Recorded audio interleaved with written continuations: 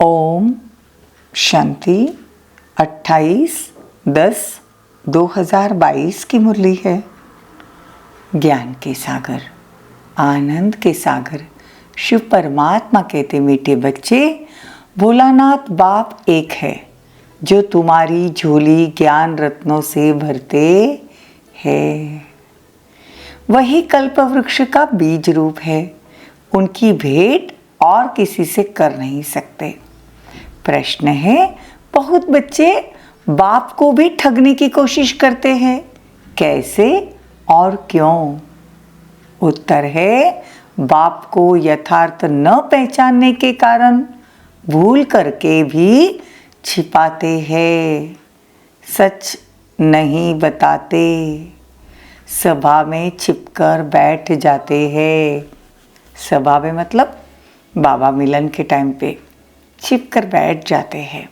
उनको लगता है बाबा को कुछ समझ में नहीं आता, लेकिन बाबा कहते हैं उनको पता ही नहीं कि धर्मराज बाबा सब कुछ जानता है। यह भी सजाओं को कम करने की युक्ति है। कौन सी? सच्चे बाप से सच बातें बताओ, मतलब सच्चे बाबा को सब सच सुनाओ। गीत है भोलेनाथ से निराला। ओम शांति। बच्चे समझ गए हैं कि भोलानाथ सदा शिव को कहा जाता है। शिव भोला भंडारी है। शंकर को भोलानाथ नहीं कहेंगे, न और कोई को ज्ञान का सागर कहेंगे। अब बाप कहते हैं मैं ही आकर बच्चों को आदि मध्य का ज्ञान देता हूँ।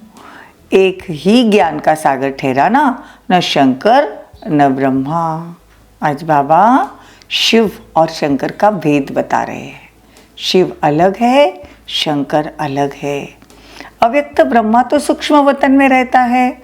बहुत इस बात में मूंझते हैं कि दादा को भगवान ब्रह्मा क्यों कहते हैं, लेकिन अव्यक्त ब्रह्मा को भी भगवान नहीं कह सकते। अब बाप समझाते हैं कि मैं ही तुम्हारा पारलौकिक पिता हूँ। परलोक न स्वर्ग को न नरक को कहेंगे। अंडरलाइन, परलोक किसको? स्वर्ग को भी नहीं कह सकते, नरक को मतलब यहाँ जो हम रहते हैं कलयुगी दुनिया, नरक है ना, उसको स्वर्ग थोड़ी कहेंगे, परलोक थोड़ी कहेंगे। परलोक तो है परे ते परे, जिसको हम परमधाम कहते ना, आत्मा जहाँ रहती है, परमपिता परमात्मा जहाँ रहते हैं, वो है परलोक।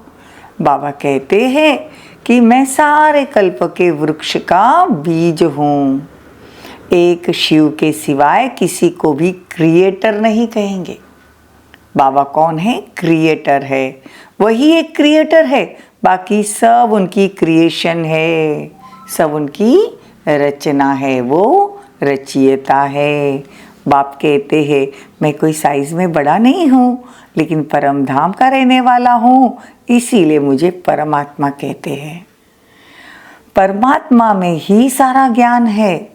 वो कहते हैं जैसे मैं अशरीरी हूँ, वैसे तुम भी अशरीरी हो। परम धाम में जब हम रहते तो हम अशरीरी रहते हैं, यहाँ शरीर लेकर पाठ बजाते हैं। तो बाबा कहते हैं कि मैं जास्ती समय परम धाम में रहता हूँ। तुम तो आत्माएं सितारे सदृश्य यहाँ पे आती हो पाठ बजाने। तुम आत्माएं हो सितारे सदृश्य। वैसे बाबा भी सितारा ही है, लेकिन बाबा कहते हैं मुझे कोई बड़ा शरीर नहीं मिलता। अगर मैं बहुत बड़ा होता हूँ, अगर मैं बहुत बड़ा होता हूँ, मतलब मैं स्टार मिसल नहीं हूँ, बड़ा हूँ, तो ब्रह्मा बाबा के शरीर में भी कैसे आए? तो वहाँ भी फिट नहीं हो सकते हैं। बाबा का भक्ति मार्ग से पाठ शुरू हुआ, शिव बाबा का भक्ति मार्ग से पाठ शुरू होता है। सतयुग में, त्रेता में तो उनका कोई पाठ नहीं। अब खुद आकर हमको पूरा वर्षा देते हैं, अपने से भी 2 रत्ती ऊपर ले जाते हैं। देखो बाबा कहते कि मैं अपने से भी तुमको ऊपर लेके जाता हूँ। हमको ब्रह्मांड और सृष्टि दोनों का मालिक बनाते हैं। यह तो हर एक बाप का फर्ज होता है। देखो बाबा कितना निरंकारी है। कहते ये तो मेरा फर्ज है कि अपने बच्चों को लायक बनाना, उनकी सेवा करना।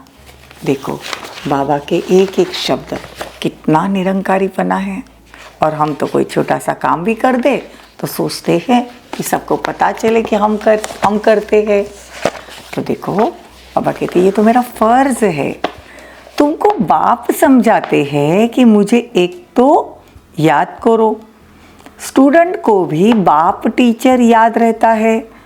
तुमको तो बाप पढ़ाते हैं, यही तुम्हारा गुरु भी है। तीनों का ही फोर्स है ना। बाबा कहते मैं बाप टीचर सदगुरु हूँ, तो तीनों का फोर्स है। ऐसे बाप को भूल जाते हो।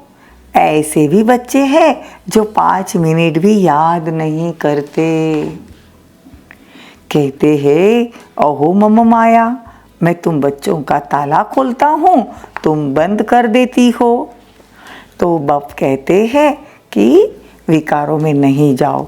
जरा भी विकार में गया तो बुद्धि का ताला लॉकअप हो जाएगा। फिर कभी सच सुनाने से सजा कम हो जाती है। अगर आपे ही जाकर जज को अपना दोष बताओ तो सजा कम हो जाती है ना। दुनिया में भी अगर जज को अपनी भूलें बताते हैं या हमने जो भी गुनाह किया बताते हैं तो बाबा कहते सजा कम हो जाती है। ऐसे बाबा का भी है। अगर आप बाबा से कोई बुरा काम कर कर छिपाते हैं तो बहुत सज़ा मिलती है। तो धर्मराज से कुछ छिपाना नहीं चाहिए। ऐसे बहुत है जो विकार में जाकर छिपकर सभा में बैठते हैं, लेकिन धर्मराज से क्या छिपा सकते हैं, निश्चय नहीं है, तो ऐसे बाप को ठगने की कोशिश करते हैं। भगवान दिखता नहीं ना, इसलिए वो भगवान को भी ठगने की कोशिश करते हैं। तुमसे बहुत पूछते हैं कि दादा के तन में परमात्मा कैसे आते हैं। ये तो गृहस्थी था, बाल बच्चे थे, इसमें कैसे आते हैं। क्यों नहीं कोई साधु संत के तन में आते, लेकिन परमात्मा को तो पतितों को पावन बनाना है, तो पुजारी से पूज्य बना रहे हैं। ये भी जैसे बाजोली का खेल है। बाबा कहते हैं तुम भी यही वर्णों में आते हो ना, ब्राह्मण, फिर देवता, फिर क्षत्रिय, वैश्य, शूद्र, फिर से ब्राह्मण। तो बाबा कहते हैं कि ऐसे सबको समझाना भी है। कि किसी को बहुत लगता है कि ब्रह्मा के तन में ही क्यों आते हैं। बाबा कहते हैं ये तो मेरा मुकर्रर रथ है, मैं ड्रामा प्लान अनुसार इसमें ही आता हूँ। और बाबा आज ये भी बता रहे हैं कि बच्चे शंकर अलग है, शिव अलग है, ये भी सबको साफ साफ समझाना है। यह है बाप का परिचय देना। बाबा कहते मैं तो भक्तों की भी मनोकामनाएं पूर्ण करता हूँ। भले कोई मुझे कच्छ मच्छ में भावना रखे तो भी मैं उनकी भावना पूरी करता हूँ। दुनिया वालों ने तो सर्वव्यापी कह दिया ना भगवान को, तो भी बाबा सबकी मनोकामनाएं, कोई माताजी के रूप में बहुत याद करते हैं तो माताजी थोड़ी इच्छा पूरी करती है, इच्छा तो पूरी बाबा करते हैं। कोई हनुमान को ज़्यादा याद करता है तो बाबा कहते हनुमान थोड़ी इच्छा पूरी करता है, वो तो मैं ही करता हूँ। मतलब बाबा का पाठ भक्ति मार्ग से शुरू हुआ। भक्ति मार्ग में बाबा ने सबकी मनोकामनाएं पूरी की। और बाबा कहते हैं कि ये बातें बहुत राज, यह बातों में बहुत राज है। बाबा बहुत राज की बातें आज समझाते हैं, लेकिन समझने वाले नंबरवार है तो पद भी नंबरवार मिलता है। देखो यह है DT किंगडम स्थापन हो रही है। देवी देवता धर्म का राज्य स्थापन हो रहा है। तो धर्म तो दूसरे धर्म वाले स्थापन करते, मतलब अगर कोई धर्म है, क्रिश्चियन धर्म है, बौद्ध धर्म है, तो वो धर्म स्थापक करते हैं, लेकिन बाबा तो देवी देवता धर्म स्थापन करता है। शिव बाबा तो ब्रह्मा द्वारा राजाओं का राजा बनाते हैं। अब राजाओं का राजा का भी अर्थ किसी को नहीं मालूम। देखो राजाओं का राजा मतलब जो विकारी राजाएं हो पूज रहते ना, मतलब देखो सिंगल ताज वाले जो राजा होते हैं वो डबल सिरताज राजाओं के भी पूजा करते। अभी लक्ष्मी नारायण डबल सिरताज है, एक पवित्रता का ताज और एक रत्न जड़ित ताज। तो शिव बाबा तो ब्रह्मा द्वारा राजाओं का राजा बनाते हैं। राजाओं का राजा का अर्थ तुमको समझाया है। तुमको विकारी राजाएं पूछते हैं तो कितना बड़ा पद तुमको मिलता है। बाबा की मीठी मीठी बातें तुमको बहुत अच्छी लगती है, परंतु फिर उठकर चाय पीते तो नशा गुम हो जाता है, और गांव में गए तो एकदम उतर जाता है, अपने घर में गए तो बाबा को भूल जाते हैं। तो बाबा कहते हैं कि बाकी ऐसे बाबा को कभी फारकती नहीं दो। ऐसे बहुतों ने फारकती बाबा को दे दी है, तो उनको तो मूर्ख का अवतार कहेंगे ना। बल कोई ब्रह्म कुमार कुमारी से रूठ जाओ, लेकिन शिव बाबा से कभी नहीं रूठना, वो तो तुमको राज्य भाग्य देने आया है। तो ऐसे बाबा को बड़े प्यार से याद करना है। अच्छा, मीठे मीठे सिके लदे बच्चों प्रति माता पिता बाप दादा का याद प्यार और गुड मॉर्निंग। रूहानी बाप की रूहानी बच्चों को नमस्ते। हम रूहानी बच्चों की रूहानी माता पिता बाप दादा को याद प्यार गुड मॉर्निंग नमस्ते थैंक यू, बहुत बहुत शुक्रिया। धारणा के लिए मुख्य सार, अपना सब कुछ बाप के हवाले कर पूरा श्रीमत पर चलना है। कोई भी बुरा काम करके छिपाना नहीं। जज को सच बताने से सजा कम हो जाएगी। शिव बाबा जज है, उसे सच बताएंगे तो सजा कम हो जाएगी। बाप से कभी नहीं रूठना, सर्वसेवल बनना, अपने कर्म बंधन स्वयं काटना है। वरदान, संगम युग की हर घड़ी को उत्सव के रूप में मनाने वाले सदा उमंग उत्साह संपन्न भव। कोई भी उत्सव उमंग उत्साह के लिए मनाते हैं। आप ब्राह्मण बच्चों की जीवन ही उत्साह भरी है।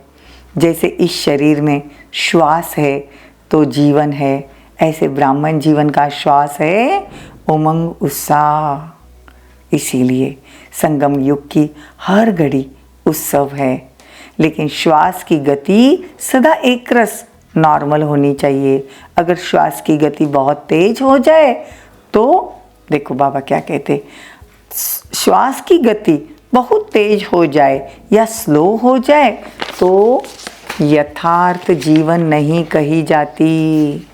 तो चेक करो, ब्राह्मण जीवन में उमंग उत्साह की गति नॉर्मल अर्थात एक रस हो। स्लोगन, सर्व शक्तियों के खजाने से संपन्न रहना, यही ब्राह्मण स्वरूप की विशेषता है। ओम शांति, ओम शांति।